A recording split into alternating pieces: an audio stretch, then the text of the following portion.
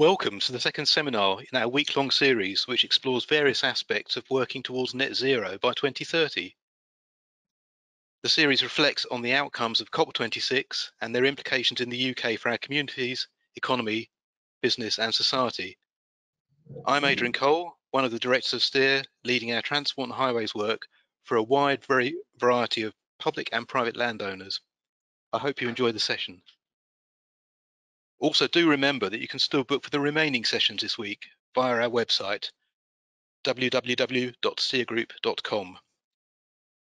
Before we get into the session itself, I just have a few general housekeeping points. Just to remind you, the session is being recorded, which I hope you're okay with, and it will be available to view after the event. At the end of the session, there will be an opportunity for questions, and we will endeavour to respond to as many as possible within the time we have. You can submit questions at any time during the session via the chat portal. To help us identify who you are, please can you also add your name and your company name. Yesterday, we were delighted with the presentation from Naomi Green of England's Economic Heartland. This explored the particular opportunities and challenges of moving towards net zero in the area of England lying between London and the Midlands. Today, we are delighted to welcome two speakers who will give their perspectives on how the sustainable garden communities can contribute towards achieving net zero. Even prior to the pandemic, there was pent-up demand for new housing. Coming out of lockdown, that demand has not disappeared. With renewed appetite for housing with private outdoor space, urban extensions, and new garden communities, suburban housing is expected to be an important part of future provision. This session explores the practicalities and policy implications of making new housing developments more sustainable to assist with meeting net zero targets. I am pleased to welcome Nicki Mableson and James Woodall to lead the session. Nicki is a director at Lichfields. She leads Lichfields' environmental impact assessment team and has significant experience in advising clients on EIA and environmental issues across a wide range of sectors, including large-scale residential, major infrastructure, including nationally significant infrastructure projects, commercial, leisure and sports facilities across the UK. Nicki's work focuses on the preparation and efficient coordination of impact assessments and advising on the relationship of EIA and environmental considerations to the planning system. James is Head of Sustainability at Allies Morrison. He leads their sustainability group using environmental design to enhance architectural responses.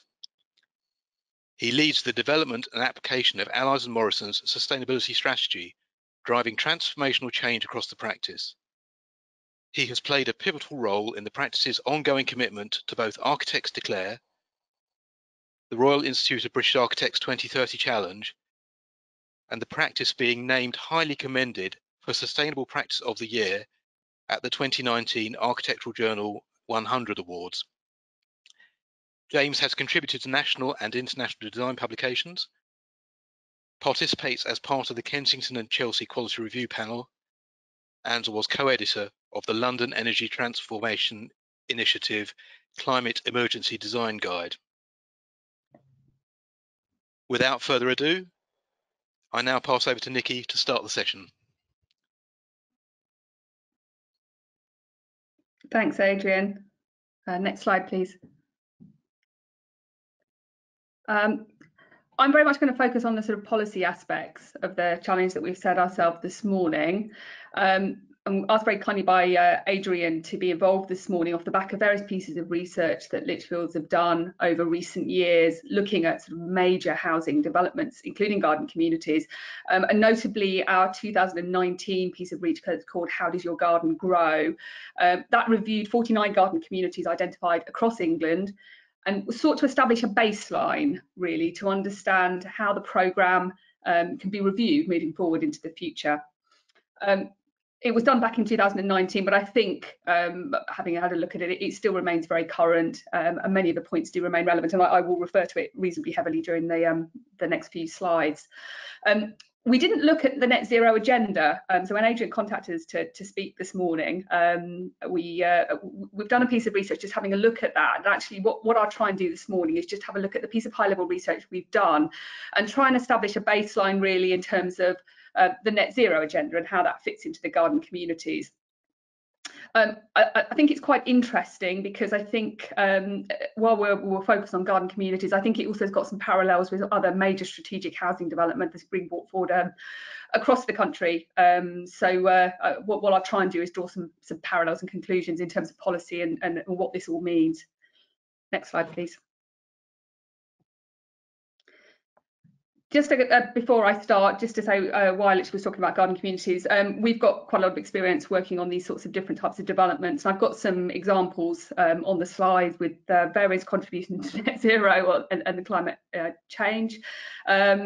We've worked on Long Marston up in Warwickshire, South Maldon, Dunton Hills, and Skirningham up in Darlington, working really in terms of promoting those sites and bringing those forward for developments, both through the local plan and through to planning applications. And also done various pieces of work for the local authorities, within which Wellbourne Garden Village and Oxfordshire Cotswolds rest, advising them on various elements in terms of the garden communities that sit within their local authority areas. Next slide, please. I'm not going to labour too much on our 2019 research, but it's probably worth just spending a very short period of time just setting out some of the main conclusions from that. Large-scale new developments have a long established role in helping to meet housing needs across the country, and have at times raised formal government support. The garden communities iteration of that support was launched in 2014, and as I said, our research looked at 49 of these projects, which extend across all regions of England. Programme plays a number of roles, promoting, rebadging. There's no one real model, I think, for garden communities, and many included existing permissions and schemes. There's a mix of those with adopted allocations, emerging allocations, or indeed no formal planning status. I think we identified roughly half subject to either an adopted or an emerging planning policy within a local plan. At least 8 are under construction. The image on the left shows the broad scale and location of many of the identified garden communities across England. Generally, it's about boosting housing supply in local areas, and based on our research, there's roughly about 400,000 new homes that the programme aims to deliver up to 2050. The developments include a mix of urban extensions, linked new towns and standalone settlements, but most have some school or employment provision embedded as part of them. So that's sort of aimed to where we can achieve some sort of level of self-sufficiency. The image on the right shows the different types of identified sites and whether they have a relationship to an existing settlement or a more standalone. Hopefully you can see that. Few are actually in close proximity to existing rail stations, and only a handful are proposing to build new stations as part of what they're doing. There was a report issued at roughly the same time that we issued our study back in 2019 by a group, Transport for New Homes, and that looked at 20 of the new garden communities and noted several issues relevant to this presentation, including a focus on car dependency, uncertain funding for public transport, amongst other concerns that were raised in terms of sort of issues relating to infrastructure and transportation. This is perhaps key when we're looking at how things can address the net zero agenda. Next slide, please. Garden communities are necessarily long-term projects, often spanning more than 15 to 20 years. The top graph shows the status at the time of our study and highlights the low proportion of those units under construction, through to those on the right, which are currently with no current status, no allocation or planning permission. The numbers in the graph are likely to have changed slightly in the last year or so, but I think broadly the proportions are largely unchanged. I think they still remain relevant. The graph at the bottom then shows the projected trajectory for the delivery of housing within garden communities based on various assumptions that we set out within our research. You can see again, noting that these are long-term projects stretching out towards 2050. And notably, in terms of the focus of this presentation this morning, looking at net zero by 2030, you can see that there's a significant peak in house building during the 2030s and beyond. So really how these communities are seeking to address the net zero agenda becomes quite relevant.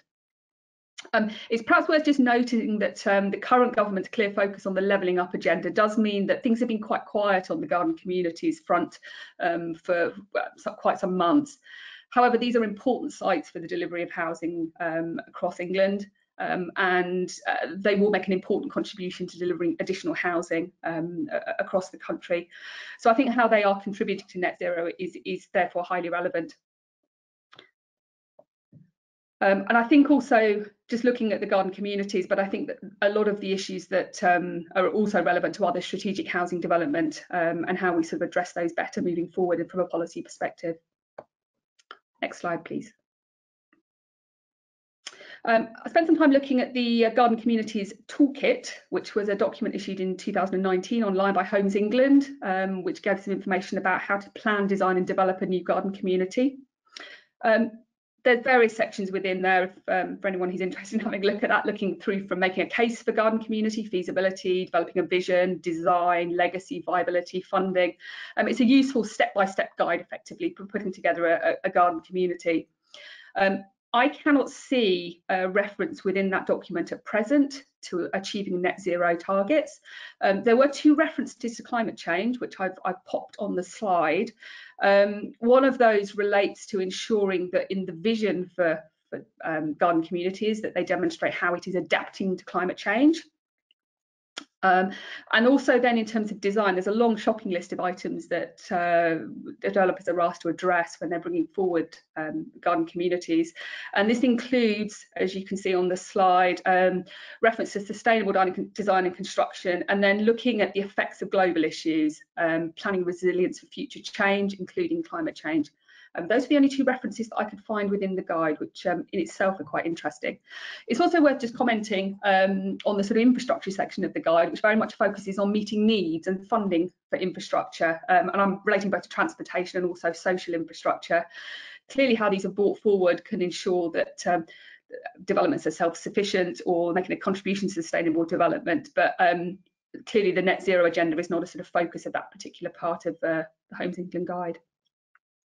Next slide, please. So how is this being translated into the garden communities? We've done a piece of high-level research just looking at the garden communities that are coming forward at the moment.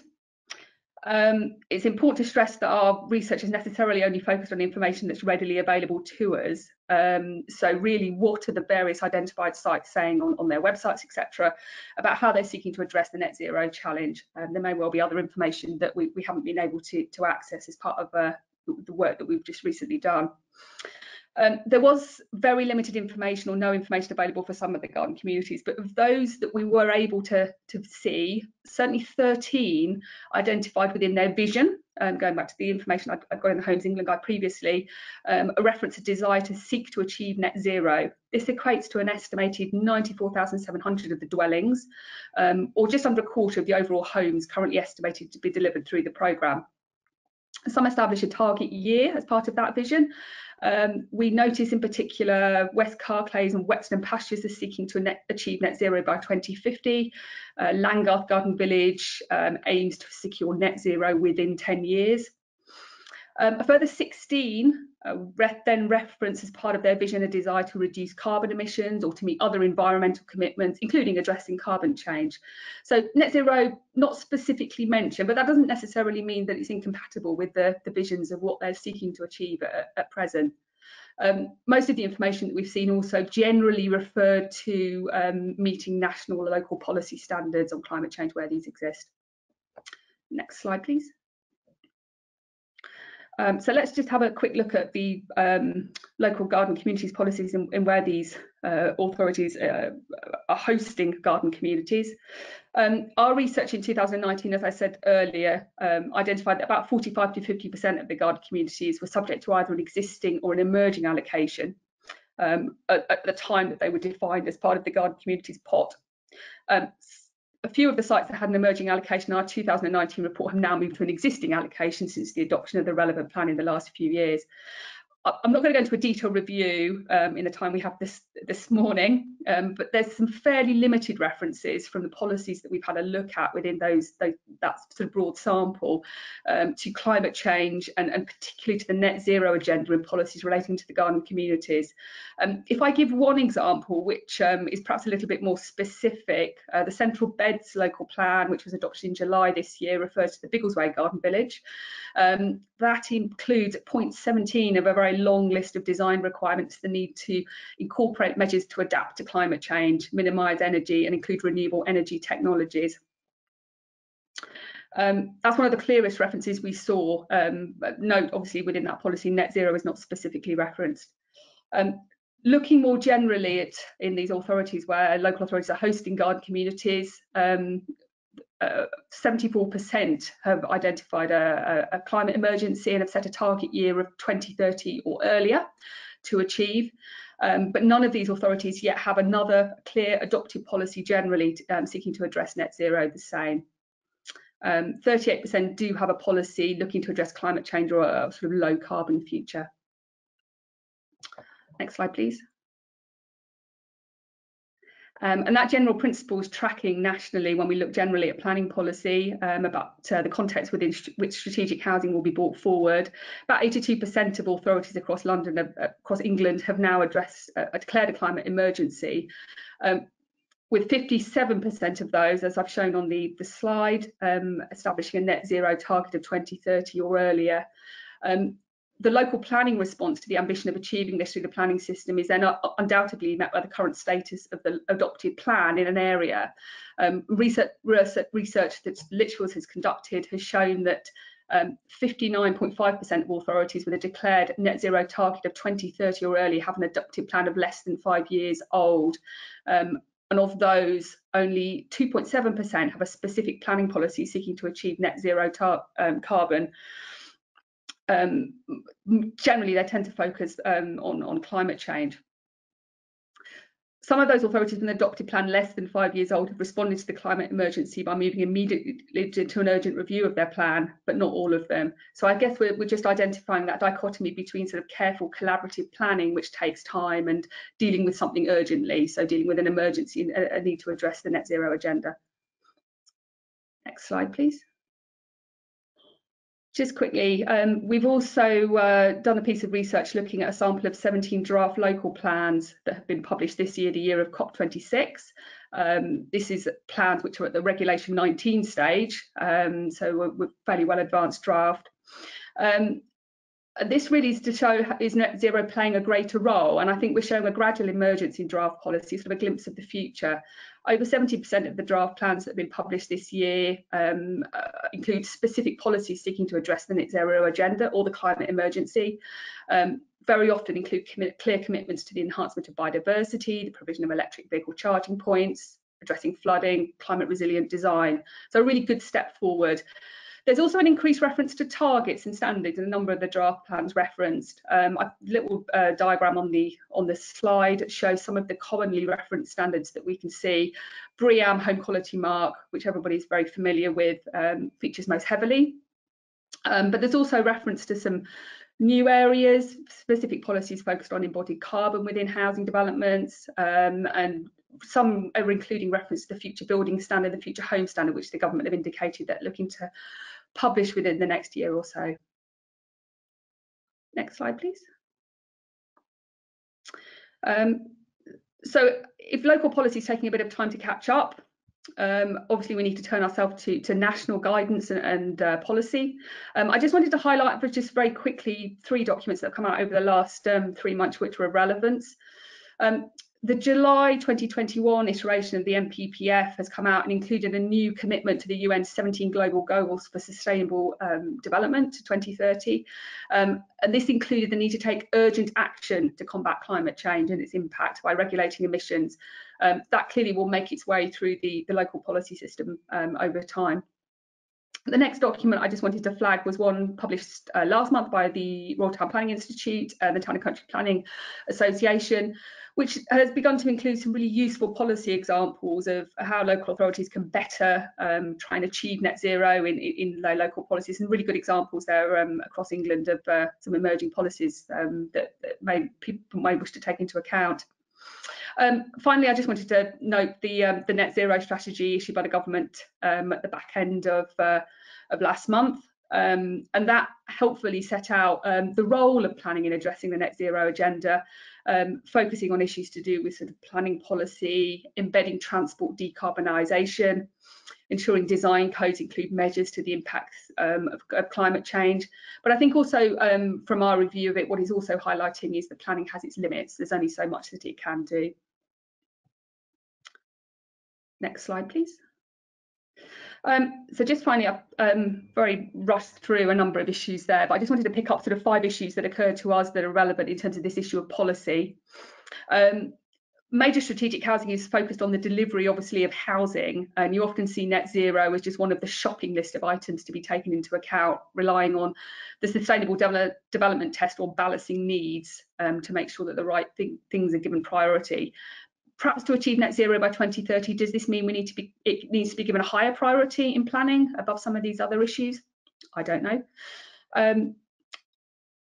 Secondly, how can we adapt already emerging developments, including those located in areas which are perhaps not as accessible, to ensure that we achieve net zero? Self-sufficiency within those developments is clearly key, but how achievable is that in terms of how things can be brought forward? Thirdly, in a plan-led system, we're likely to have a situation where local plans for large strategic developments may not include clarity on requirements for the net zero agenda for a few years. This is always the case. Local plans are always playing catch up, as many of us know. There's perhaps need for a clearer national statement in the interim beyond the current NPPF to provide the necessary targets for developers to achieve as part of strategic housing. The fourth issue, relatability in major housing development is key. Policies requiring you to address climate change are quite challenging on an individual site. We need clear standards and guidance on how this can be achieved for individual developers. Some of the policies that I identified focusing on that seem to be particularly robust. I think James will probably provide some further guidance on this in his presentation in a minute. And finally, I think we just need to understand the limits of planning and policy, and it's really for everyone to play their part from design through to delivery to ensure that we can achieve net zero by 2030 or beyond. That was everything that I just wanted to cover this morning. Thank you for inviting me to be involved. Thank you, Nicki. Before I pass on to James, just a reminder for those who've joined since we started, please ask questions in the chat bar. You can do that at any time and they'll be relayed to me. When you ask a question, please give your name and your company name in your request as well, so we can identify you later on. So with that, I'm going to pass now on to James for the second part of the seminar. Thanks, Adrian. Can I just skip to the next slide, please, to begin with? So what I was hoping to do, based on Nicki's introduction, I think presents some fascinating insights as to where we are right now. What's the current state of play, and how prominent is the net zero carbon agenda within the emerging garden communities. I think there's some really as I say, fascinating insights, fascinating statistics around where we currently stand. Now, what I'm going to do is cover these 4 key themes, which I think are really approaching this from a different angle. I'm going to look at the technicalities of zero carbon, in order to be able to achieve that sort of target. What are the different key factors that we need to be able to look at, and the aspects that are involved in that? And this is going to range all the way from the definition of zero carbon. We talk a lot about the zero carbon agenda, but what does it really mean? And all the way back to integrating a zero carbon home within a wider community and what that entails and what the challenges are around that. So next slide, please. Just skip one more for me.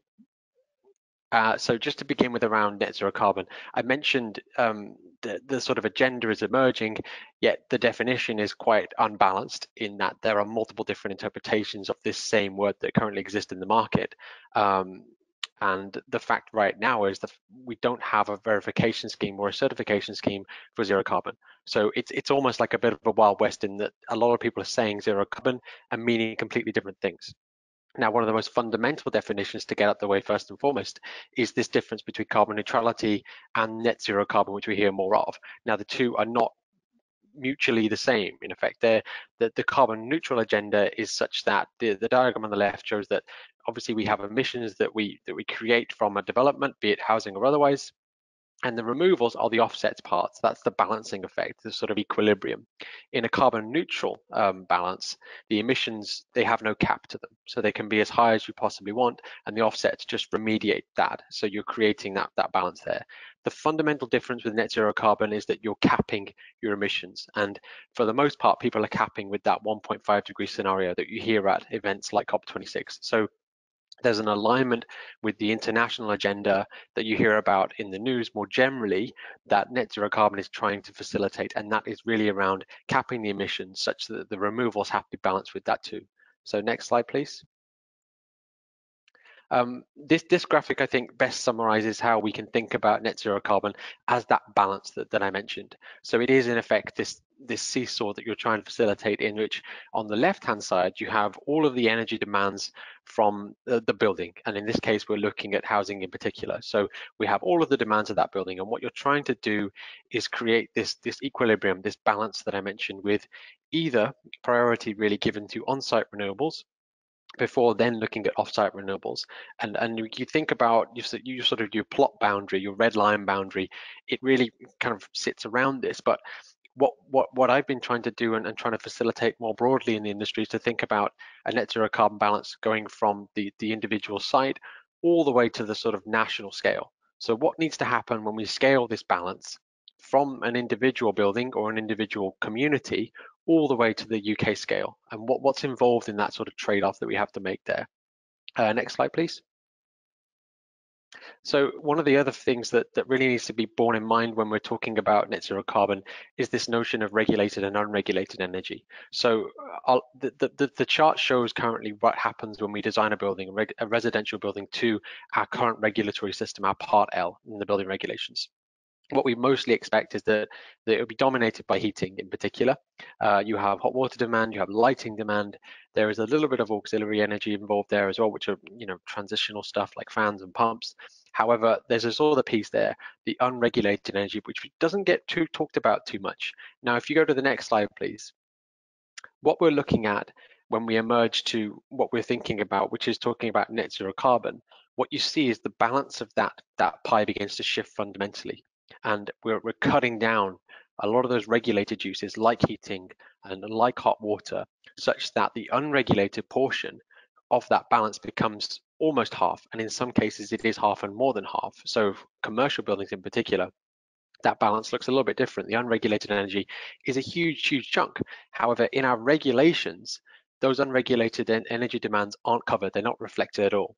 So the next slide, please, just helps to illustrate this even further. And so if our regulatory system is cutting out those unregulated demands and only balancing a sort of net zero carbon agenda on regulated loads only, you're only really balancing out half of the pie. And there is this other half of those loads which don't ever get covered. So to what extent is that a genuine reflection of net zero carbon? I think that's a real fundamental question we have to grapple here with.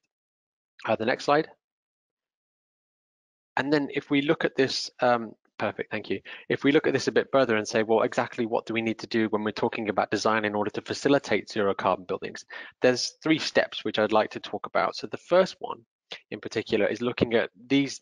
How many are there? There are 7 facets that we need to think about, 7 key aspects when we're talking about design. And some of these things will be familiar to you, others perhaps not so much, but ultimately they are a reflection of what is required to get towards things like passive house design. Now, the target in the middle, this 15 kilowatt hours meter squared per year, effectively sets out what the demand is of that building. So we're talking about heating demand primarily when we're talking about how to create efficient building design. And each of these things, if they're done properly, can get to 15 kilowatt hours per year. If you go to the next slide, please, what we then have to think about, once you've set the demand of this building, regardless of how that energy is met or sourced from, we then begin to think about the efficiencies of the systems, the mechanical and electrical systems that deliver that demand. So there's demand from a fundamental perspective, then there's energy consumption, which is what effectively is at the meter on your building. And there's a separate target that we like to advocate for, which is 35 kilowatt hours per meter squared per year of energy consumption for that building, that we want to be able to control things like low carbon heat, moving away from the gas grid, thinking about electrified sources, mainly air source heat pumps. You'll see a lot in the news about that happening right now. Much better low energy lighting. We want to be able to think about appliances much more. So thinking about things like smart appliances. You'll hear a lot about smart homes in the news as well. And lastly, the hot water thing. So talking about areas of where we can capture and reuse heat in the home, not just around our heating, our space heating demand, but also in hot water. It's that sort of reclamation that we need to be much more savvy about, thinking around how we can treat demand differently and make use of.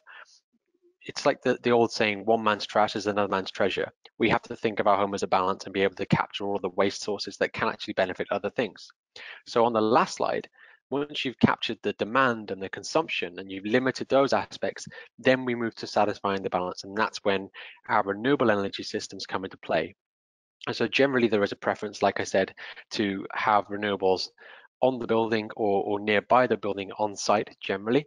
And then in preference of that, we move to off-site renewables. And lastly, we can consider things like power purchasing agreements, which are often known as PPAs.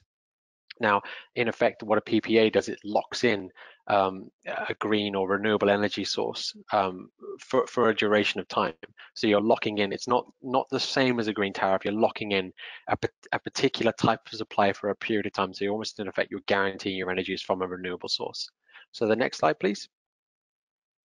And then what I also wanted to tackle is this notion of I call it the elephant in the room, because I really think it's not been reflected on too much. But when we show graphics like this, which I'll talk through, I think it can really start to change the perspective on where the emergency really is. When we talk about the climate crisis and we talk about a climate emergency, this is the point that I want to be able to raise more than anything, because embodied carbon really is that driving force around immediacy of carbon emissions.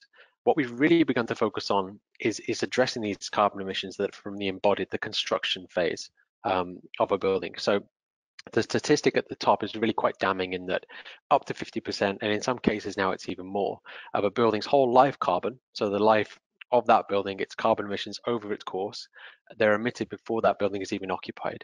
And I'm pretty sure a lot of people aren't even aware of that. So the operational piece is one that we've often focused on historically. We've always said, how do we control the carbon emissions that are emitted during that building's lifespan? And you can see what happens with the orange pieces is that they're cumulative. You get a small chunk, and that chunk can vary year on year, but ultimately it's a cumulative effect, and you're building that carbon up over the course of the lifespan. Now, the embodied emissions happen much more intensively. So there's a much more rapid emission that happens within a much more concentrated period when that building's been put together.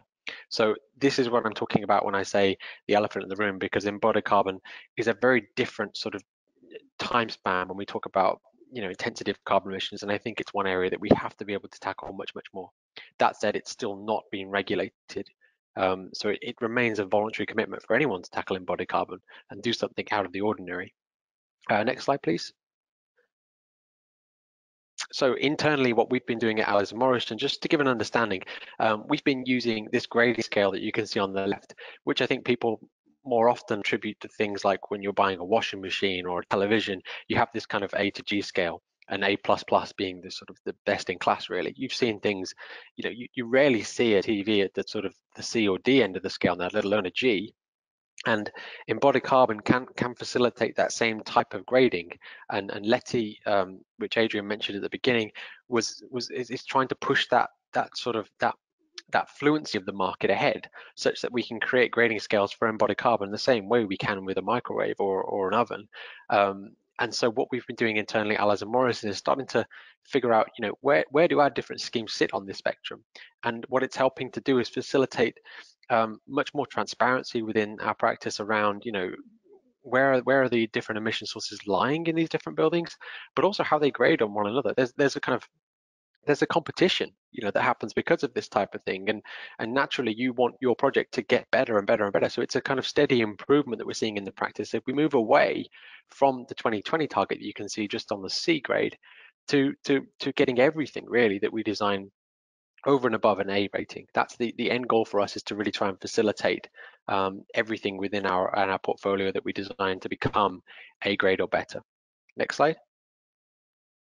So just to summarize on those key aspects there, I think the best way I can put this is to set out what I would call a foundation for zero carbon policy, and it's formed of these three key pieces.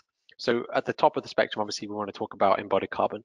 Reporting that really is critical. And then we can begin to set limits as we know more and more about what is viable at different scales. Because it's not a one-size-fits-all approach. We have to be particular to place. So embodied carbon really is a fundamental, and reflect on the fact that it's a maturing discipline. We're learning more about it, and then we can begin to set thresholds and begin to be able to say, this is the bottom line for embodied carbon. The next aspect is around those absolute performance metrics that I talked about. So using metrics like energy use intensity, that's the kilowatt hours meter squared per year. Those metrics are very different from what the Part L regulatory system uses, which is a percentage improvement. That percentage improvement doesn't facilitate apples to apples. So we can't compare one scheme with another down the road or at the other end of the country right now. That's a significant problem, because we don't know ultimately how buildings are performing and whether there's a gradual improvement if they're all being compared against the same building type. And the last point that I really want to touch upon is just around this notion of feedback mechanisms. So one thing that's been completely absent really in the industry up until very lately has been post-occupancy evaluation. People need to go back to buildings and communities they design, find out what has worked and what hasn't worked, learn more about them, study these places so we can understand how to improve the next one we design. And I think garden communities offer a fascinating insight that allows us to be able to kind of graduate and learn more about the ones that are being realized. Like Nicki showed the timeline in her graphic, which showing the sort of the rollout of the garden communities, and we should treat this as a trajectory of learning and kind of growth. So those are kind of three areas that I really want to focus on, looking at the building scale, predominantly looking at the building scale. But if we move to the next slide, this point that I really wanted to focus on was one that you can do all the best things in the world, and you can focus on having the most sustainable home in the world. However, creating a group of sustainable homes, they don't facilitate that sustainable place.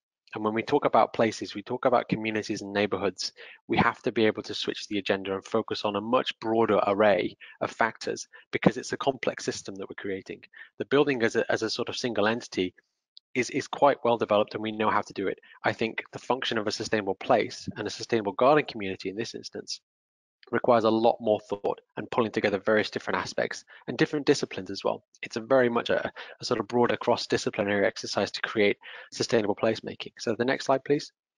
Just as a hypothetical, we could say, for example, that these 5 buildings could become net zero carbon, right? So they integrate all the things that I've been talking about today, and they all generate their net zero carbon balance. But if we go to the next one, if we integrate them within a place like this, a placeless place, let's call it, very much car oriented, very little green space, very little public green space in particular, and orientation hasn't been particularly focused on at all. There are quite a few limitations that this prevents. It's going to become, we can almost see it, it's going to become a very car oriented development, and people are very unlikely in this sort of situation to not get in their car to go down the road. They're much more likely to jump in their car and drive to another person's house, for example. This does not facilitate a low carbon lifestyle, and that's one thing we have to be able to think about much more broadly, is about the places we're creating. How do we begin to think about them as influencers for broader zero carbon lifestyles, so that people can exhibit walking, cycling as a benefit. Just on to the next slide, please. So internally, what we've been thinking about is how we evaluate the impact of a place. And so we've created these sort of 6 indicators really, in which we try and categorize the things we're doing and how we can reflect on how well we're doing in design. So we use these as sort of indicators to say, well, first off, when we look at a site in its pre-existing condition, where do the limitations lie? And alternatively, where do the opportunities lie that we should be focusing on more? Because it's not again like a sort of one-size-fits-all spectrum. Certain sites have certain limitations that others don't, and certain sites have more opportunity that others don't as well. So we have to use these as kind of indicators to show where the gains can be found in particular. And then on the next slide, what we also have is this kind of the toolkit that we're developing, in which we think about much more broadly what the strategic moves that feed each of those indicators that I just had on, which feed those. So these are in effect a kind of a toolkit that we provide our teams with, and really allow teams to think about what are the big things that make a difference in a master plan in particular, and that create sustainable places. And so, you know, things that you can pull out, like respond to a local climate, reinforce the connections with the surroundings, promote walking and cycling. They're things we hear a lot about, but rarely in unison. So I think the key difference that we're trying to facilitate here is thinking about these things as a togetherness, because ultimately that's what they need to be done. You can't create a sustainable community by focusing on one of these things and disregarding the others. I think all of them are almost fundamental, really, to creating long-term success in placemaking. And on to the next one, please. Sorry, next slide. So just to, I guess, just reflect on what I've talked about today, which is very hypothetical in general, but what we have done is look at, you know, pre-existing communities and ones in the works right now, and reflect on, you know, what has been done that we can focus on and reflect on and say these are good examples that we should use as a benchmark really for the future. The first one that really springs to mind is Hannam Hall in just close to Bristol, and it's a Barratt home scheme designed by HTA, completed 2013. So you think 2013, quite a long time ago, but there are certain features within this scheme that are incredibly good that we should really reflect on and use as that benchmark for the future garden communities as well. It's 187 new homes, really well nestled into its surroundings. So you can see that the image on the left shows the homes fronting onto that green space, which has been proven, you know, that places that look onto green space, significant amounts of green space, do hold value better as well. So we're talking about ongoing value. There is that market premium that homes with genuine access to green space for recreational use can provide so much more in terms of lifestyle and desirability, really, generally as well. This scheme, it did achieve a zero carbon standard, although it was a kind of previous incarnation of the zero carbon standard before it was scrapped by one of the former governments. And really what I think this does, it really tries to illustrate the fact that good design and sustainable design can be achieved together without one undermining the other. I think that's one of the key points we really want to pull out from this scheme in particular. On to the next one, please. So a more recent example in 2019 was the Knights Park, and this is in a new district of Cambridge, really. I think Eddington, yeah, Eddington's the name. It was designed by Pollard Thomas Edwards.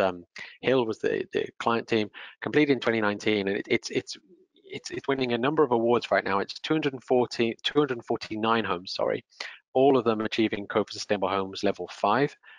So not short of ambition. And the other thing they've been trying to do here is design it to passive as principles. So building on a lot of the things that I focused on, not certified to passive house necessarily, but embedding a lot of the key features, fabric first in there as well. There's a lot of things that are really positive features about this scheme. The fact that they're integrating blue-green infrastructure throughout, a lot of the sort of common features that we saw from Hannam Hall, the kind of indicators for success are evident here too. They have a district heating network in there and an underground recycling scheme as well, which is kind of testing new things as well. You know, they're thinking about looking at the scheme as a whole and finding out what works, what doesn't work. Underground recycling and waste schemes are not common, and yet I think there are a lot of lessons that can be learned from this scheme in particular when we're looking to the future and saying how effective are they? Is it worth the sort of the investment, the initial investment in a scheme like this? Just on to the next one, please. So this is an image from a developing scheme that we've got at Allies Morrison right now. This is the North Stowe Future Town Centre. North Stowe is another large development in the Cambridge region. And it's really just to quickly emphasize, we're responsible for the Future Town Centre, but there's various different phases to this huge scheme. And what we're really trying to think about here is the sort of the vision behind it to kind of inform and guide everything else. And the vision is quite substantial. The vision is one that it wants to become an exemplar really in sustainable neighborhood design. So we're thinking an awful lot about mixed use and how mixed use can leverage all this stuff together, really thinking about harmonizing things together, not creating kind of single entities, but thinking about how you can integrate effectively, live, work, play, and make as well within one single community. And I think there's important lessons that can be learned post-COVID as to how we're going to occupy places like this, because I don't think it's the case that they'll become commuter towns anymore, and you'll see this sort of tidal effect in which people all graduate to the station in the mornings and away from the evenings. I think these places will become active throughout the day. So what is the right mix of uses that can help facilitate that growth over time? And onto I think this is my last slide, the next one, please. The other good example, I think, to show from a policy perspective is Harlow and Galden Town, and what that team have done in particular, which is a really fascinating piece of work in my view, is created a sustainability guidance and checklist. And I think anyone in the policy realm looking to see what best practice looks like right now should really go to take a look at this document. What they've done is created 3 tiers in effect, which try and map out the sort of the ambition of where they want to be. So they're asking teams to categorize, applicants to categorize where they see themselves along the spectrum. So the example on the right you can see is energy and carbon. They're starting to list out some of the things that you'll probably recognize from what I've spoken about: operational energy, embodied carbon, space heating demand, and really set out the level of ambition. They can say, we want net zero carbon by 2030. This is the column on the right hand side that we're going to see us get there. So using this as a really useful yardstick for teams to evaluate the level of ambition that they're going to try and seek here. So that I think that was my last slide. Thank you.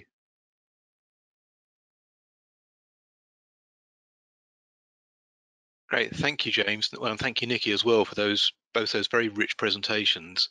The questions have been flooding in, thankfully.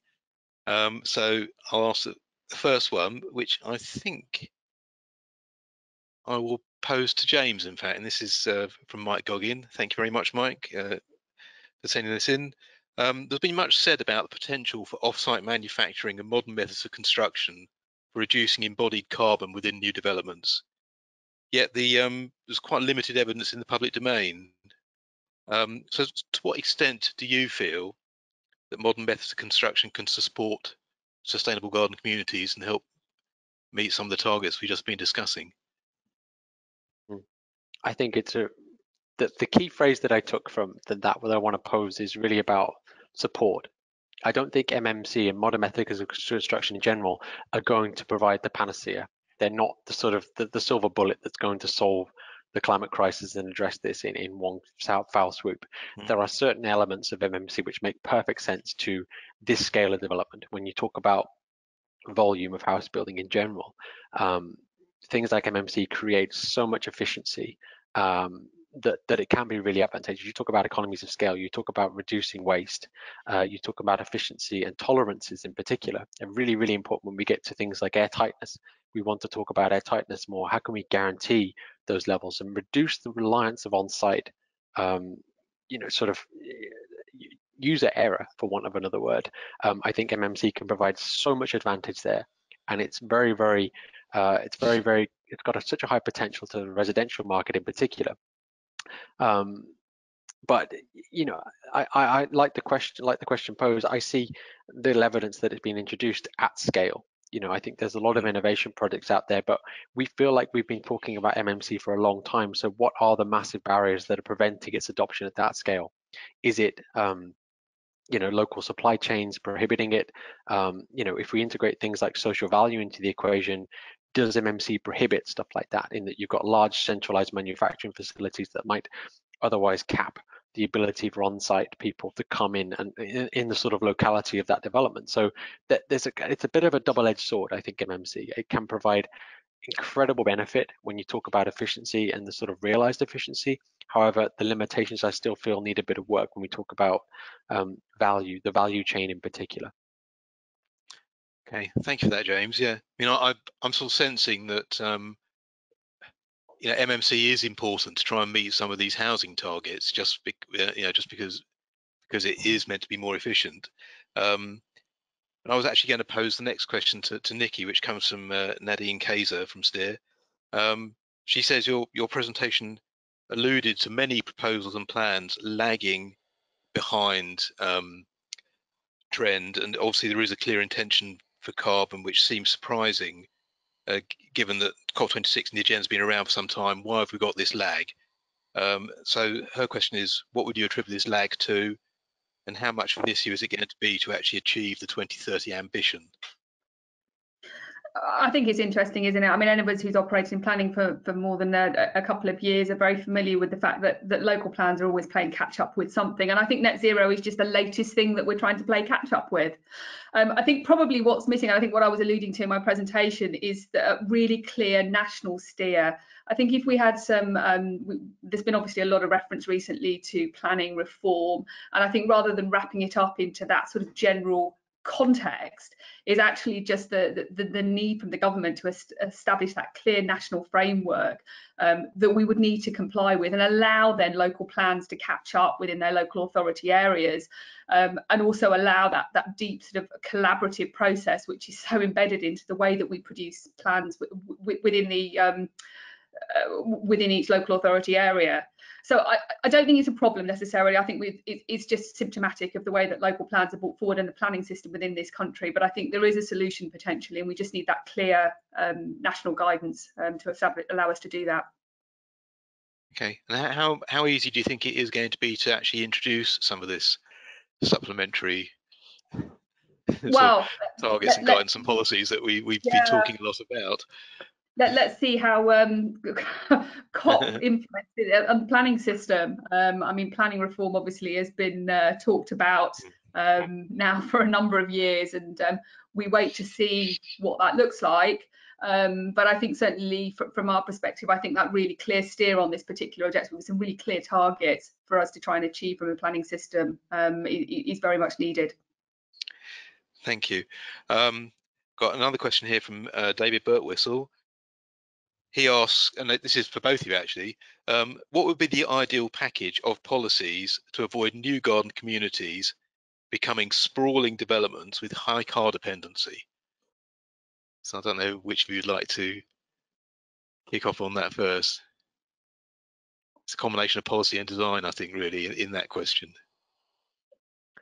Yeah, I think some of the tests are already there. Some of the tests are already within the Homes England guide. I think it's the order within which you look at that information through the design coding process, through how you allow flexibility over the coming years. I mean, net zero is a challenge that we need to address, but I think fixing something now to address something that might be happening, technology is going to emerge, things are going to change over the coming years. So I think that's the key element. I think that's some of the stuff that James is also beginning to touch on in his presentation as well. I think I would just add that there needs to be, in order to achieve things like net zero carbon at this scale, there has to be a shift, a dramatic shift to performance-based metrics, and using those in planning policy creatively, such that they're not a restriction on design. I think that really becomes a sort of an enabler that can transform things, because it adds an element of conviction to what is currently a sort of qualitative steer that planning officers have to gauge how well a certain policy has been met against, right? And I think that has to change fundamentally in order to facilitate that conviction. We have to be speaking about numbers, and there has to be fluency in what those numbers actually mean. That for me is really fundamental, and it's something that won't come overnight. It needs a lot of education and building a competency within local boroughs and within local authorities to kind of build that skill set out. It's not something that kind of people have been trained in. So it needs to come with a lot of training and facilitation to understand and facilitate that. I agree. That clarity on standards, certainly in some of the more robust policies that we're seeing in some of the draft plans, and the guide issued by RTPI last month as well has begun to identify some of those. These sort of policies which ask developers to seek to address climate change is just such a nebulous. What on earth does that mean for the average housing development? Thank you for that. We will get onto a transport-related question now, which comes from Bronwyn Thompson of the Clarion Housing Group. She says sustainable garden communities would ideally discourage car use and move away from being commuter towns in a self-sufficient entity. And this is both of you. In your opinion, how can we implement future models of movement within new communities that will instead encourage use of active and public transport? So I don't know which of you would like to kick off first on that one. I'm happy to begin, and hopefully Nicki can pick up where I leave off. It's a big question, but it's one we have to obviously tackle. So I kind of touched upon the fact that, you know, car dependency is something that is culturally so prevalent, you know, that we're not going to simply move away from that overnight. I think the things that I was trying to touch upon was about the subtleties that you integrate at the scale of a community when you're doing these things en masse, right? You're creating the conditions for how people will kind of move around a place, react to a place, and I guess relate to a place as well. And so I do think that green space is really important. Having access to green space does provide that sort of that that that provision to go and do something that isn't car focused. If all you're doing is walking along a main road to get to your local amenities, it's not desirable, and all you're going to see is cars going quicker than you.